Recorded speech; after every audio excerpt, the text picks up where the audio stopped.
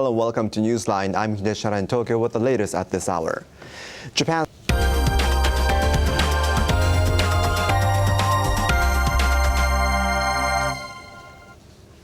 Renewable sources of energy, such as solar and wind power, are already attracting a great deal of attention as a way to curb greenhouse gas emissions.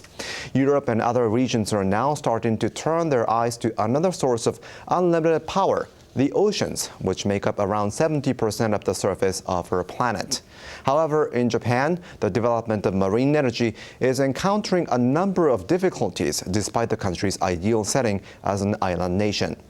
One Japanese scientist is trying to catch the energy wave. Jindo Island lies off the southwestern tip of the Korean peninsula. Currents around the island are believed to be the strongest in South Korea. This led the government to invest over $10 million in a plant that converts tidal energy into electricity.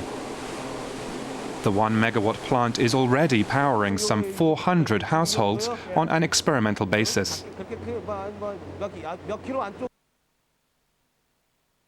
Underwater propellers placed along the current catch the constant water flow, providing a limitless amount of energy.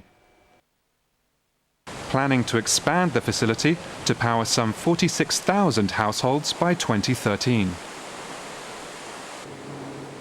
In June, a Japanese visitor named Kiyomi Suzuki came to observe the plant. His aim is to develop such a facility in partnership with South Korea. This current is really incredible. It would be a real shame to leave it unused.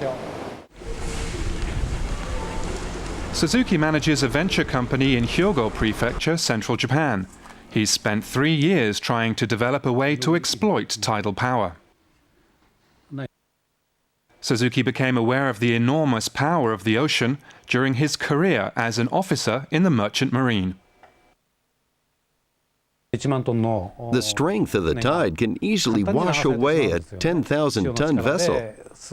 So I thought there should be a way to tap into this tremendous power. Suzuki worked on developing a new type of streamlined propeller. The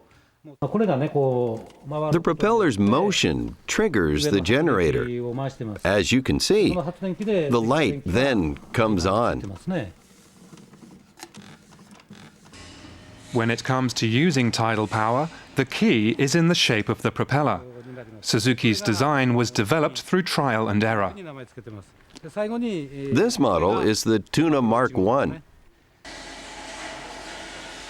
The streamlined shape allows the propeller to efficiently catch the flow of water. In February 2008, Suzuki decided to test his propeller design in waters off Japan. He was able to produce a 200-watt output. A larger scale model would be enough to power approximately 120 households. Unfortunately, Suzuki was forced to abandon his idea in Japan because of a number of administrative and political hurdles. The first one was the need to secure the approval of several government agencies. The construction of a structure under or above water requires special authorization from the Japan Coast Guard, as it could hinder sea navigation. Furthermore, the Fisheries and Environment Ministries need to study the potential impact of such a structure on fishing activities and ecosystems. From a financial perspective, Suzuki couldn't realistically expect his project to gain the support of the central or regional governments. The reason is that ocean power has not been included in Japanese legislation on the promotion of renewable sources of energy. All these factors forced Suzuki into a dead end. Well, I'm Japanese, so I was really hoping to produce a design made in Japan. I'm saddened by the fact that almost nobody is willing to support my project. Eventually, Suzuki's efforts caught the eye of the South Korean government, which is actively trying to develop ocean power on a national level.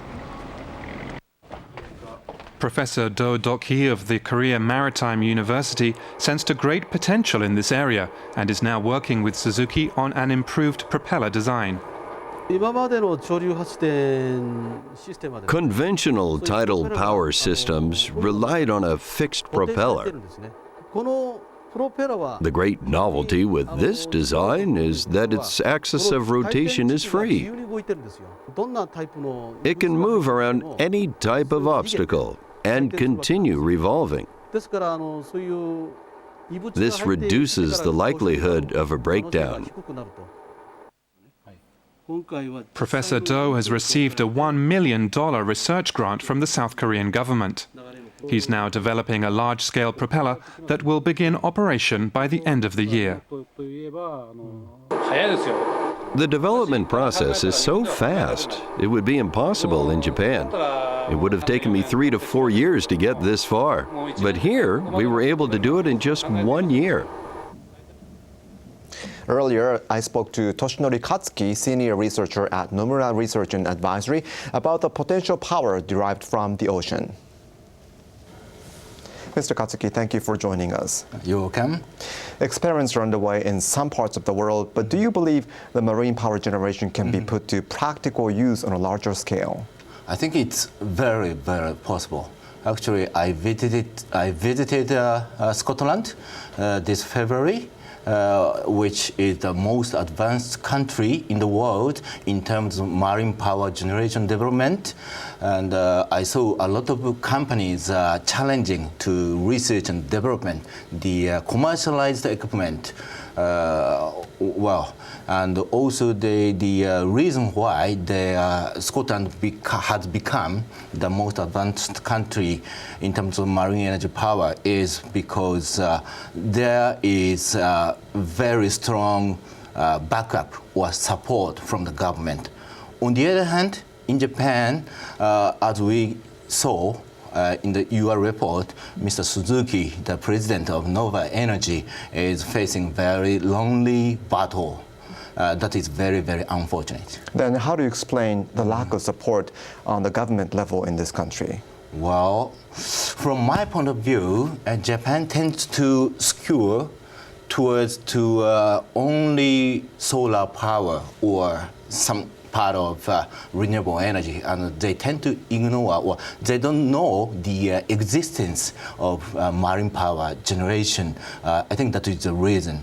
Well, actually, Japan is surrounded by the ocean.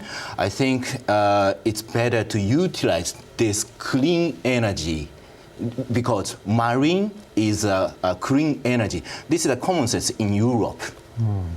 I guess sometimes we have to take some risks in challenging new technology. Absolutely. But what issues remain before a full-fledged utilization of this new There are technology? 2 points. The first point is making cheap or low-cost equipment which can generate the steady output, electricity output. That is the first one. Well, actually, in the world, there are let's say 100 ideas of technology in this marine energy power, but only 20 to 30 equipments are installed and working in the ocean. That is the current stage. So the development of the equipment is the first one. The second point is government support. This is very, very important. The Scotland, the government is supporting a lot of financial support to the private sector, and they prepared a specialized facility for any countries, any companies. So a lot of companies from a lot of countries are gathering to Scotland. Let's say the United States, Norway, Australia, Ireland, and so on. So the oceans are a major source of renewable energy, and I believe that all-out efforts to conduct research and development in this field will be extremely significant for the world as a whole. Mr. Katsuki, thank you very much for sharing your insight today. You're welcome. Toshinori Katsuki, senior researcher at Nomura Research and Advisory. And that concludes this edition of Newsline. I'm Hideshi in Tokyo. We'll be back in half an hour. Thanks for joining us on NHK World.